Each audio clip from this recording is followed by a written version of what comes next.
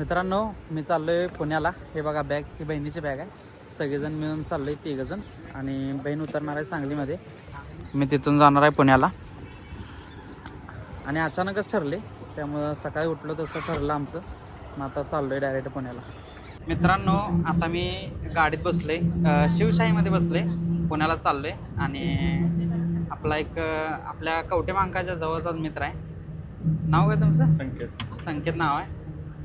आणि 2 जण आता बोलत बोलत पुण्याचा प्रवास काढणार आहे. एवढा संध्याकाळी 7-8 वाजणार आहे. ते जाऊस तर काय करायचं एन्जॉय करत जायचा विचार आहे माझ्या मनात. तुम्हाला काय वाटते? हा, एन्जॉय करत आपण जाऊ मस्त पैकी. बरं, दोघं एन्जॉय म्हणजे काय करायचं? एसटीवर उभं आहे. आता 2 जण बोलत ते जाऊ. बोलत जाऊया, जेव्हा काय मस्ती करूया. तर काही जेवायला थांबलोय. या व्हेज थाळी घेतल्या, त्यामध्ये या भाज्या आहेत बघा सगळ्या. मस्त आहे जेवण. नाश्ता करणार तो, पण नाश्ता इथं चांगला मिळत नाही, त्यामुळं थाळीच घेतलंय. तर काहीच फायनली पोचलोय सेक्टर 12मध्ये आपल्या अपार्टमेंटमध्ये. आणि आता घरी चाललोय. अरे पळालेच कुठं? थांब की.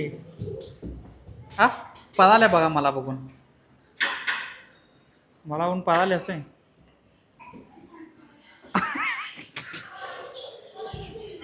लपाल्यास काय? तर मित्रांनो मी आता घरात आलोय. आणि आपल्याला जेवायला बघा आज काय काय आहे. तर ही चपाती आहे, बटाट्याची भाजी आहे, आमटी आहे, आणि ही पापड आहे, आणि ती पारुशी आहे. तिला धाव पारुशी. ती पारुशी आणि पारुशीची मम्मी इकडं आहे. ही पारुशीची मम्मी आणि पारुशीची बहीण. गायचं आता हातरून केलं, झोपणार आता. तुम्ही किती वाजता झोपताय? 11.